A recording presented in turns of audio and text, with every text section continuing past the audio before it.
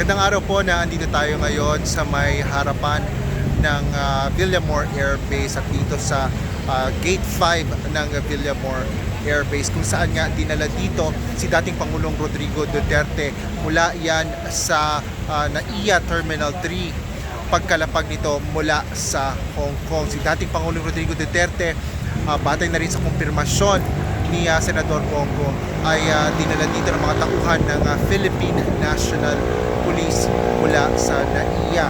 Nakasara ang gate dito ng Villamor Air Base at hindi pinapapasok yung mga kawani ng media. Maging si Senador Bongo ay naandito din sa labas. Andyan siya sa may ambulansya ng Cardinal Santos na dapat sana ang plano nila ay dalhin si Pangulong Duterte mula sa NAIA Terminal 3 papunta sa Cardinal Santos para nga magsagawa ng kanyang medical check-up. Nakabantay din dito yung mga kawani ng Philippine National Police, mga tauhan niya ng PNP na mahigpit nagbabantay para matiyak ang seguridad dito sa labas ng Villamor Air Base. Wala tayong nakikitang mga sa supporter dito.